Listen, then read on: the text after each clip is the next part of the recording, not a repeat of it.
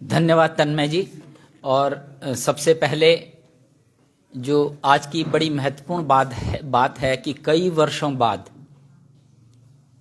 जिन लोगों ने बीएड न जाने कब कर दिया था, आज सेमवाल जी ने उन सबके दिमाग की खिड़कियां खोल दी हैं।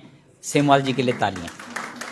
मुझे लगता है कि शिक्षा पर सामाजिक संवाद के तौर पर एक बहुत बेहतरीन बहस आज हुई है, और जो बातें उन्होंने कही थी और कही हैं, मैं समझता हूं कि वो जो आम समाज के लोग भी हैं, जो एलआईसी के लोग हैं, या जो हिंदुस्तान में काम कर रहे हैं, या बैंक से जो रिटायर हुए हैं, या जो विजिलेंस के अधिकारी हैं, वो उस बात को इस सामाजिक संदर्भ से जोड़कर समझेंगे, जानेंगे और उसके अकॉर्डिंग काम भी करेंगे। मेरी दृष्टि में शिक्षा को जो मैं महसूस करता हूं, 3 रूपों में महसूस करता हूं कि शिक्षा बच्चे को ज्ञान से समृद्ध बनाना है। ये हमारा लक्ष्य है, इसलिए हम शिक्षा कहते हैं।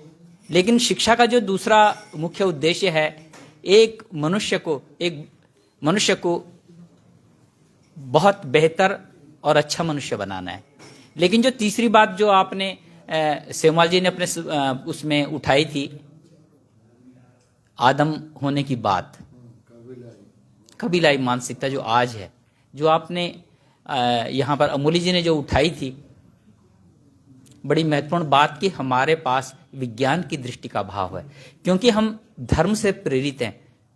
संस्कृति की जो हम बात करते हैं, संस्कृतियां और सभ्यताएं तो बहुत बाद में बनी, लेकिन मनुष्य के भीतर वो मानसिकताएं मौजूद हैं। तो मुख्य बात यह है कि जो तीसरी बात है, शिक्षा किसे कहते हैं? शिक्षा मनुष्य के भीतर के जो आदमपने को, जो अवैज्ञानिक दृष्टियां, उसको बदलने का नाम शिक्षा है। मैं शिक्षा के मूल बिंदुओं को इनको समझता हूं, और मैं समझता हूं सामाजिक विमर्श का क्या फायदा होता है। आप सब एकेडमिक जगत के लोग हैं या शिक्षा की जगत के लोग हैं, लेकिन जो समाज है, समाज का जो मंतव्य है, हमारी जो दृष्टियां, हम क्या चाहते हैं, हम क्या सोचते हैं, बहुत वर्षों बाद फिर हमें ऐसी डिबेट सुनने को मिली जिससे जो हम भूल गए थे वो पुराना पाठ्यक्रम याद आ गया। आपको भी आ गया होगा, और बहुत सारी चीजें हैं हमें जो उस दौर में हमने नहीं पढ़ी थी, क्योंकि आप शिक्षा के मात्र अधिकारी नहीं हैं, बल्कि जो आपका जो सामाजिक भूमिका है जो हम निर्वाह करते हैं, वो सामाजिक जो उसमें हस्तक्षेप करते हैं, उस पर बहुत गहराई से सोचते हैं। बाकी ये सच ये है कि आधे लोग नौकरी करते हैं, नौकरी करने वाले बड़े सुखी रहते हैं, लेकिन जो सामाजिक स्तर पर सोचते हैं वो सेमवाल जी बनते हैं, जो उन सवालों को करते हैं। शिक्षा के कई स्तरों की आपने बात की, वो सच है। हमारे वर्गभेद था, हमारे भीतर कॉलोनियल जो मानसिकता है, आज भी है, थी। तो हमारे समाज में जो विभेद पैदा हो रहे हैं, इसीलिए गांधी स्कूल में पढ़े हुए बच्चे, जो स्टूडेंट्स थे उस जमाने के, अपने बच्चों को वेलहम में भेजते हैं। तो हमें बड़ी महत्वपूर्ण बात आपने कही कि एक सेठ आता है, वो बद्रीनाथ में 5 करोड़ का सोना डोनेट करता है, लेकिन स्कूल के लिए कुछ नहीं करता। अब इसका कारण क्या है कि हम धर्म से प्रेरित लोग हैं, कल्चर से प्रेरित लोग हैं, और मूल सवाल जो आपने उठाया था कि जो आदमपना, हमारे कबीलाईपन मौजूद है, उससे प्रेरित समाज है, और हमारी सोच उसी से प्रेरित होकर हमें बद्रीनाथ, केदारनाथ या कहीं भी ले जाती है। तो हमें ये तन्मय के सवाल का उत्तर भी है, या धात के सवाल का उत्तर ये है कि हमें समाज में नए एजेंडे पर काम करना होगा, नई बहस खड़ी करनी होगी, शिक्षा के पक्ष में समाज को खड़ा होना होगा, तब हम एक सोशल चेंज लाएंगे। आप जानते हैं कि बच्चे दुनिया की सबसे निर्मल ऊर्जा हैं, सबसे पवित्र ऊर्जा है। उस ऊर्जा को आपने कहा कि अभी भोगपुर में कुनाव स्कूल में मैं भी ठहरा हूं, और रात को एक दिन वो बच्चे पढ़ने नहीं आते। क्यों? इसलिए कि हम उन्हें वही सब सिखा रहे हैं। हमें उस ट्रेंड को बदलने के लिए सामूहिक रूप से प्रयास करना पड़ेगा, और इसके लिए समाज में बहस खड़ी करनी पड़ेगी। आज तन्मय जी ने जब ये बात शुरू की थी तो बड़ा कठिन लग रहा था, बहुत बड़ी कोशिश नहीं, 18 स्कूलों में हो गई, लेकिन आज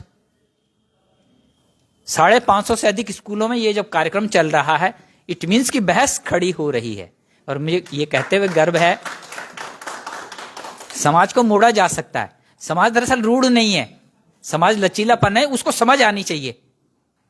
नहीं तो मैं तो आप सभी को भी मैं बाहर रसीद रखी हुई है, सबके सबसे निवेदन है कि बद्रीनाथ के लिए 1,000 रुपए चंदा देकर चले जाएं।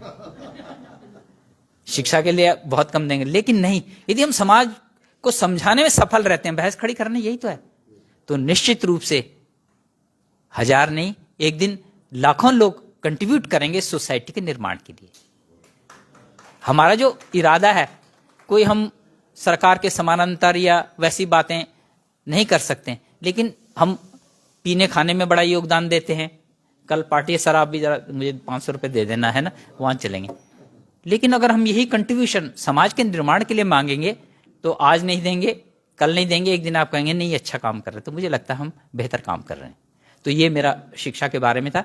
धात की सामाजिक संवाद की जो मुख्य बात है, क्योंकि यहाँ सारे शिक्षक नहीं है, अन्य जगहों से लोग आए हुए हैं, लेकिन जैसे बैंक के आदमी को बैंक के बारे में बहुत जानकारी होती है, वो नई नई बातें बता सकता है, ऐसे शिक्षा क्योंकि जीवन का महत्वपूर्ण अंग है, इसलिए उस फील्ड से जुड़े हुए और सामाजिक सरोकारों से जुड़े हुए असल में नौकरी बहुत सारे कर रहे हैं। मैं भी बहुत लोगों को जानता हूं जो बहुत बेहतरीन नौकरी कर रहे हैं, बड़े डिसिप्लिन्ड हैं, उनके घर में 5:30 बजे के बाद नहीं जाते कि साहब बहुत ही व्यस्त हैं।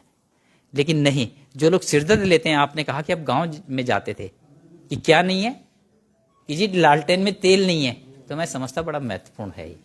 आपने कई महत्वपूर्ण बातें हैं, तो मैं 1-2 सवाल आपके सामने मैं भी करना चाहूंगा। आप जानते हैं कि इस देश में बहुत बड़ी आबादी विकलांगों की है। रोड में पढ़ते थे पहले, ब्लाइंड स्कूल में बहुत सारे बच्चे किंग्सवे कैंप दिल्ली में पढ़ते थे, चंडीगढ़ में पढ़ते थे। उत्तराखंड में एक national institute for the visually B Ed special education करते थे, तो उत्तराखंड सरकार ने अभी तक कोई ऐसा डिसीजन नहीं लिया कि हर विद्यालय में एक स्पेशल एजुकेटर होगा। मैं आपके संज्ञान में बात लाना चाहता हूं, ये दिल्ली हाई कोर्ट ने ये निर्णय दिया है कि हर स्कूल में एक स्पेशल एजुकेटर होगा। वो क्योंकि हमारे यहाँ जो आपको मालूम होगा कि हमारे जिनको लाटे बोलते थे, गांव में रहते थे, वो पढ़ते नहीं थे, आधे लोग विकलांग थे, ऐसे मर जाते थे जब तक उनके माता पिता थे। तो आपने एक बात का इसको संज्ञान में लाना चाहता हूं कि इस पर राज्य पर काम होना चाहिए, विभागों के संज्ञान में ये बात आनी चाहिए। स्पेशल एजुकेशन बीएड का जो कर रहे हैं, एमएड कर रहे हैं, वो बच्चे राज्य में कहीं लगने चाहिए, जिन्होंने कई सालों से किया, जिन्हें जॉब नहीं मिलती रही है, इस पर चिंतन होना चाहिए। वो गांव में गूंगे बहरे जिन्हें हम कह देते हैं, मेंटली रिटार्टेड बच्चे होते हैं, फिर उसकी बेकदरी होती है। और मैं अपने गांव के कई लाटे लड़कों को जानता हूं जो मतलब अपने माता पिता के जीवित रहते हुए जीवित रहे, उसके बाद मर गए, क्यों केयर नहीं किया, न किसी इंस्टीट्यूट में गए। तो मैं चाहूंगा ये एक समस्या आपके सामने रख दी है मैंने। दूसरी एक बड़ी महत्वपूर्ण बात, आपने भाषा के बारे में बात की है, ये बड़ा मतलब ये आप सभी के संज्ञान में लाना चाहता हूं। यहां पर मैं एक ऐसी बात कहना चाहता हूं कि भाषा के प्रश्न पर सरकार ने क्यों काम किया, समाज के दबावों से।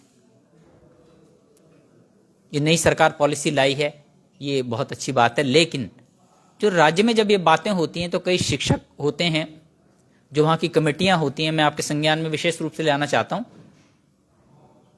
उसमें आप उनको अपॉइंट करते हैं, या अपॉइंट तो नहीं करते, मतलब उन्हें उस कमेटी में शामिल करते हैं जो विभागों से जुड़े हुए लोग रहते हैं अधिकतर, जिनका भाषाओं पर काम नहीं होता, और जिन लोगों ने भाषा पर कई वर्षों से काम किया, उनको उन समितियों में न तो बुलाते, न उनके बारे में जानते, और जितने अध्यापक हैं वो उसी समय ने कथाकार कवि बनकर अपनी कहानियां भी डिपार्टमेंट में संस्तुत करा लेते हैं।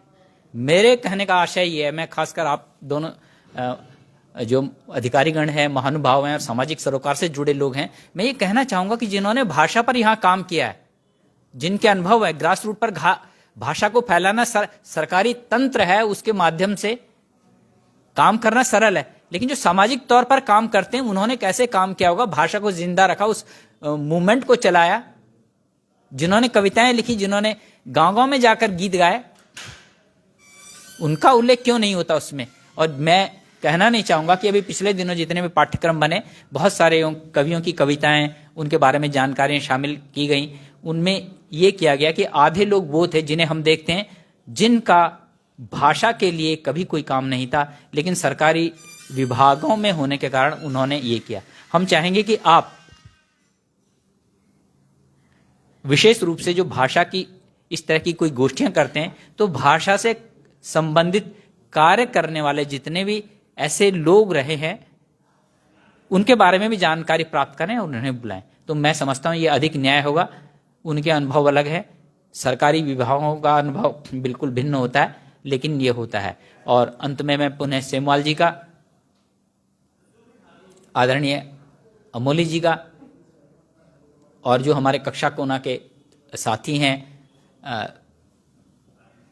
भट्ट जी, लेखक भी हैं बहुत अच्छे, और अब मुझे लगता है देहरादून शीघ्र ही आने वाले हैं। और जितने भी आप तमाम महानुभाव हैं, सामाजिक तौर पर हैं हिंदुस्तान के, सेमवाल जी हैं, हमारी बहनें हैं, ये हमारी छोटी बहन है, मैं तो इन्हें दीदी बहन ही बोलता हूँ। तो हमारे लिए प्रसन्नता की बात है कि सामाजिक व्यक्ति के तौर पर सामाजिक सरोकार से जुड़े होने के साथ आप यहाँ पर आए, और मैं समझता हूँ ये बहस है, इस बहस को समाज के बीच जाना चाहिए। हमें निराश नहीं होना चाहिए। कई बार मैं धाद में कई वर्षों से नौकरी कर रहा हूँ, मुझे भी इसमें धाद में नौकरी करते 25, 36, 37 साल हो गए, तो बहुत बार निराश हुआ हूँ।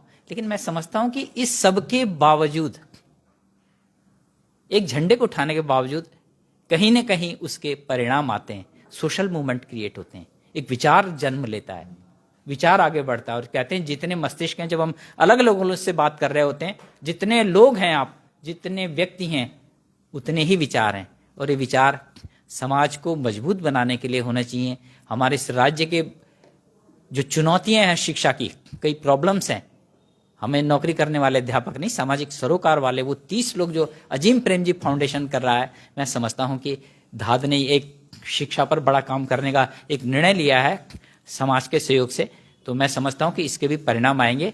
और क्योंकि धाद सरकारी ऑफिसों में ऐसे नहीं घूमती, मैं चाहता हूं कि आप दोनों विद्वान जन यहाँ पर आए हैं, धाद की स्वीकृति, धाद की रिकॉग्निशन इस रूप में भी हो कि जो बच्चों पर बेहतरीन काम कर रहा है। धन्यवाद, नमस्कार।